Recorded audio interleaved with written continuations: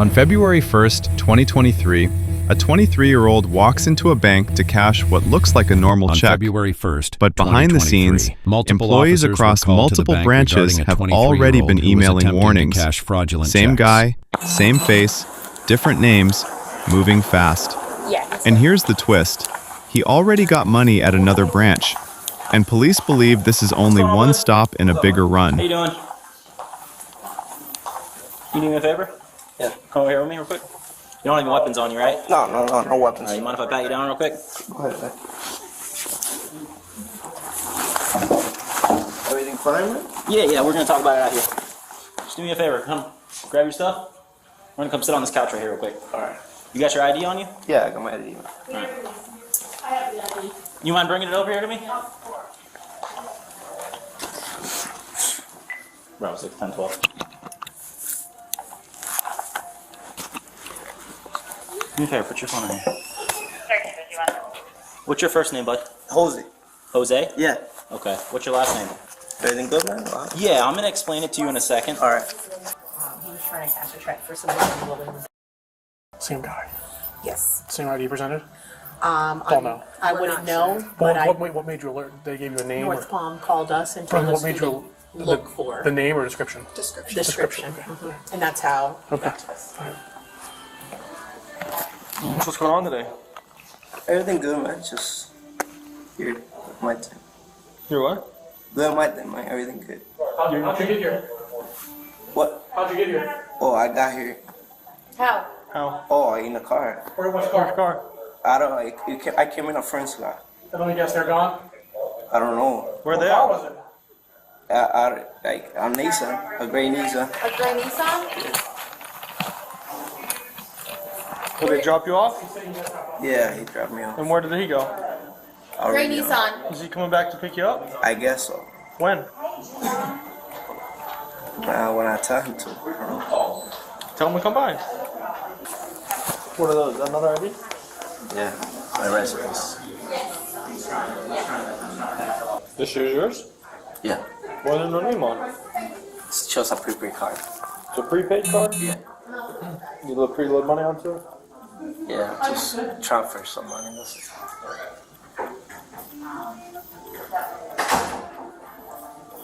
Where are you from? From Alley.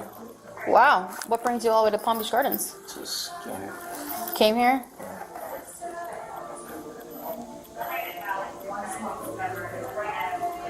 What are you telling me?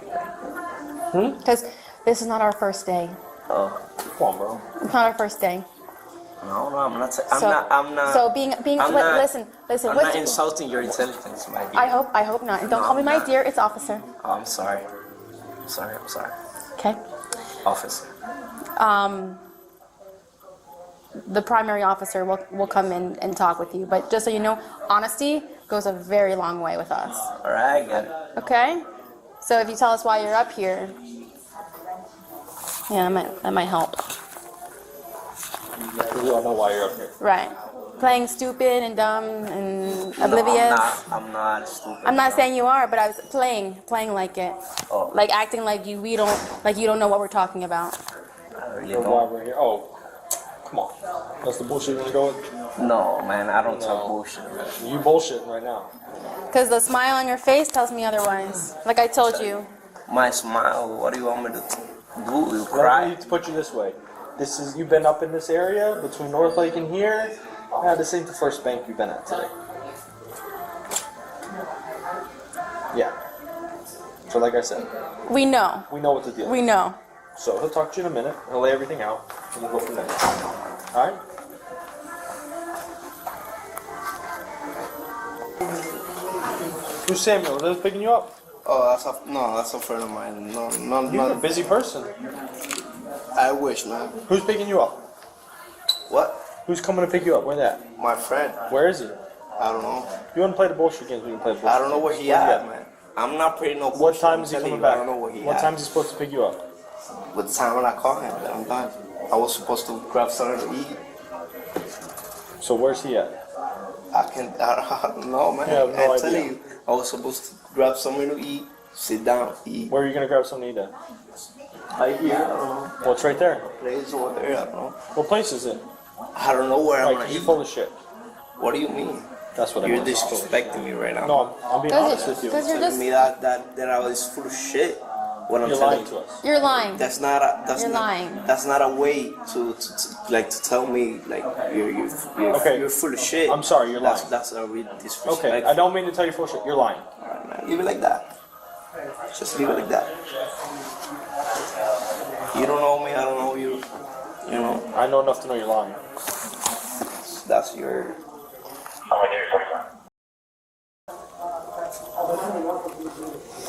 Sorry about that. No, you're good. You're Andrea? Yes, I am. Okay, so, real quick, you mind raising your right hand for me? You swear everything you're going to tell me is truth and nothing but the truth? Everything that I know is the truth. Awesome. Yes. So kind of give me the rundown of what's going on right now.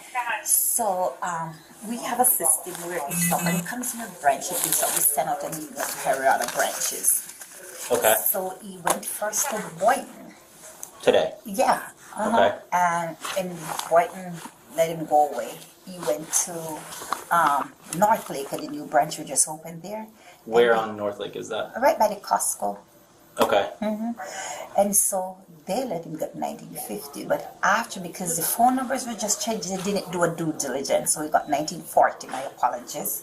And then she called me, because I used to work with her a long time. She's like, Andrea, I just messed up. I said, what did you do? Because afterward, the emails started coming from Boynton and Lakeport, all the branches he went to before, and he got away. So then she realized, she's like, you see that emails that just came out? And I said, yeah. She said, you just left here, and I gave him 1940. I'm like, girl. Do you guys have this person's information? 12, No, 12, 1 o'clock. 1 o'clock on the 1 dot. o'clock he went to North Lake. It was Okay, at 1 12:20, he was at a different location, which was West It was Palm. in West Palm, 12:20. Yeah. And then he went to North So Lake. he at went 1. to Boynton, then to Lake Lake Worth. Worth. Then They West didn't Palm. do anything. When he went to West Palm, he got cash for the first time, went to their branch, got cash, and then came here. They eat 5 branches. Okay. And for the North Lake branch, you want to prosecute, correct? Yes. Correct, that's what we do, yeah, Fifth Third, correct? Yes, ma'am. Okay. So just go ahead and go through what happened. Well, we had got an email from them saying from North Palms, from North The Lake, North Lake saying one? that somebody named, but it was under, but they gave kind of a description of him. So we were literally, Andrew was literally standing here talking about what was going on. And he walked through the door. So when he walked through the door, she said, hey, I'm going to have to help her because I'm new. But that was the flag. I am new, but it was the flag that that's him. So she came around the corner, said, that's the guy. He handed me his ID and he handed me the check. And then he wasn't a Fifth Third customer. So we were like, oh, we're going to have to kind of create a profile, but we already knew who he was that time. So we were just kind of stalling. Right. And then I was like, so what brings you, you're from Hialeah, why are you down here? And he said he was working on cabinets. And he does cabinets, which then if you look on the check, that's what the check reflected. And then that was pretty much it. And then He you said- called. Yeah, well, I just interacted with him physically. You were distracting. Talking to him, while Talia and Andrea were talking. But he's dumb, because let me tell you something. They went back there and were talking about, what was happening, and then calling you guys, and then they walked there. That man just turned around and sat down. Like, you're an idiot. But yeah, and then that was pretty much what happened. Like, you guys came in a few minutes. He was talking about cabinets. We distracted him. All right, easy peasy. Thank you. You're welcome. They're talking about, multiple I think 5. jurisdictions? 5 total. I what? Different customers. We're not talking to you. You know what? You know what? Yeah. Oh what? Now you wonder how bad it is, how bad you messed up. Exactly. I asked you what Yeah. 5 or what? Like I said, it's best to be honest with us. 5 what? Come on, man. And he laughs. Like, that's like the crazy part. When people laugh doesn't mean they're happy. It means you're nervous. It means you're exactly. I am nervous. I sweat my hands. And you have a nervous laugh. A nervous smile. But nervous about what? I already hear. Prior to the handcuffs. Right. As soon as we all walked in, he started laughing at us. Circle. No, not at y'all. I'm not laughing at y'all. No, okay. No, No, I know you're not laughing at us. No. It's Don't get it like Right. that, because it's That's not a like nervous that. laugh. I've been respectful, haven't I? You have been, and we appreciate that. I'm not saying you're laughing at us. It's a nervous laugh. Right. It's a nervous smile. I'm a nervous person. Well, you messed up today, and that's why you're nervous, because you know what happened. You know what you did, we know what you did, and that's why we're here. That's me being honest with you. That's not me lying to you, that's me being straight up. I guess. No, I just want you to know I'm not laughing at you guys. I know that. Hey, just look at me real quick. Does anybody have a body camera? Yes. Just face me. I'm just gonna count your money right in front of you. All right, man. That's perfect. Thank you very much. 7. There's 8. 802. Perfect, man. Thank you. There you go. Who dropped you off? I don't know his name, man. You don't know his name. So you just got in a car with some homeboy Yeah, man. and just took a ride up here. Yeah. Oh, yeah, what's up?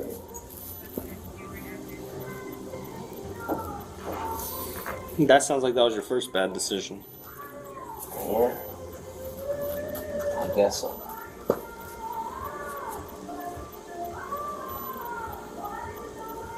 Yeah. Who's your friend? Ride. He won't tell us. Oh, you don't know what kind of car is he driving, so we could tell him to come pick you up. He drives. I already told you. A gray Nissan, my name. A gray Nissan. Okay.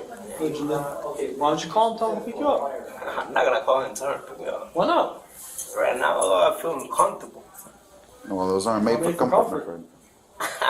No, you put them really.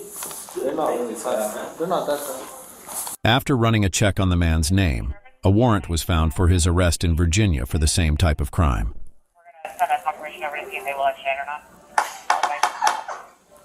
It's a bad thing we went to Virginia, huh? ¿Qué hiciste en Virginia?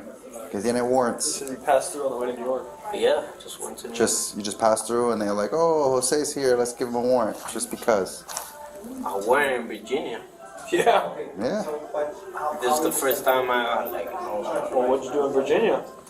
It's the same thing? I passed through Virginia and stopped- went to New York. You stopped at a some. couple banks? Oh man, what do you mean? Well, Whatever. Virginia knows. They got a judge to sign it, so Yeah. game over. This is Officer Shizeki with Palm Beach Gardens Police Department. Which police department? Palm Beach Gardens. Palm Beach Guard. There's a Palm Beach Police Department calling for you. I have a feeling it has to do with the account. Just say hello. Just hold on to it. It's weird how they both already know about it. It's Officer Shizeki with Palm Beach Gardens Police Department. It seems to me that you're already aware that somebody's been trying to fraudulently use your information. That's correct. So down here in Palm Beach Gardens, one of the banks in our city, he was actually able to successfully use your information to cash a check in your name with your account number and all that. We have the suspect, and we're wondering. Obviously, you did not give this person permission, anything of that nature to do this, correct? That's correct. Okay. And would you like to prosecute for this? What was the amount of the check? I'm sorry? How much was the check for? 1940. Okay. I've been in touch with my bank. We have a joint account, and I noticed that this person tried it twice before. Yep. Yes, in West Palm Beach, I believe, and Boynton Beach, which is a whole separate jurisdiction. Okay. Was the check successfully cashed or not? Yes, and in our jurisdiction, at Palm Beach Gardens, the check was successfully cashed for $1,901. She was 2 checks right here. You talking about Snowflake? It's this one. 1941, I think, was what it was, Yeah. right? Yes. Okay, now, Yeah, then they charge. First of all, to prosecute, do we have to be further involved than that?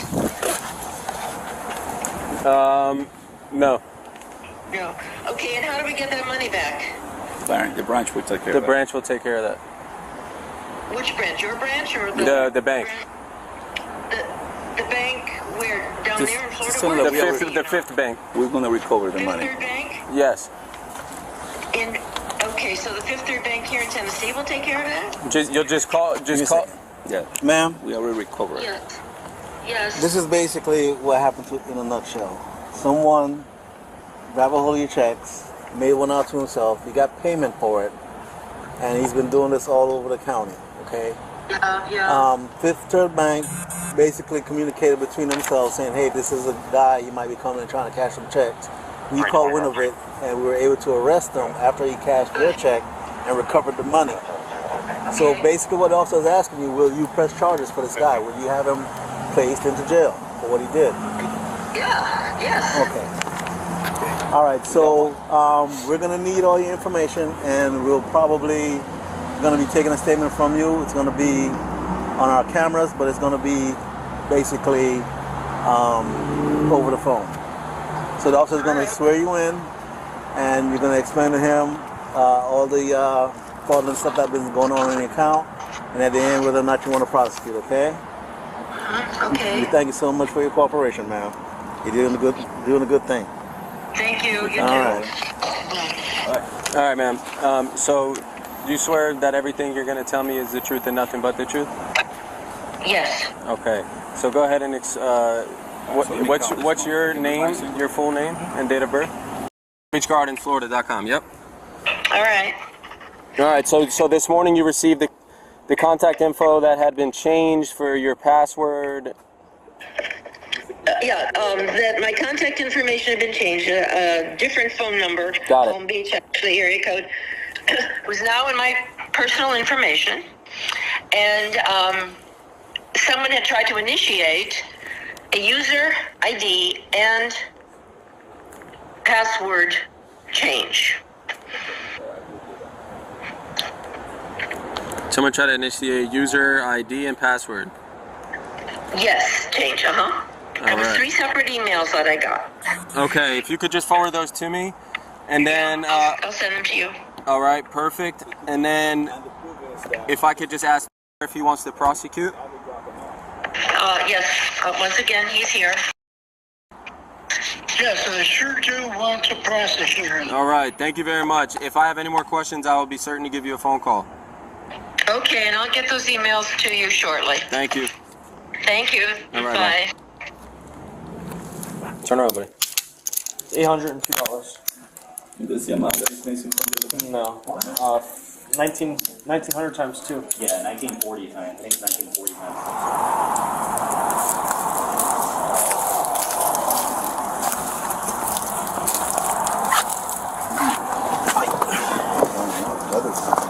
How do you get here, Bob? In a car. In the car? Yours? No, we're trying to figure out who Buddy's trying to come pick him up. Is they gonna come pick you up? Nah, I don't think so. No? Why not? Because they saw the cop here? No, I don't know, because I was supposed to call him. Okay. He wouldn't answer the phone. We tried. We call.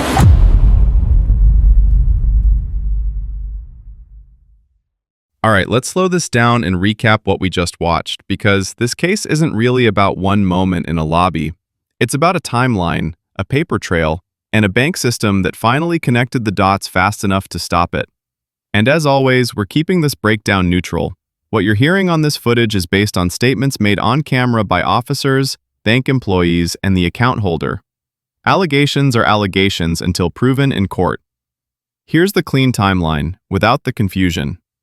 Earlier that day, bank staff across multiple branches start reporting the same pattern.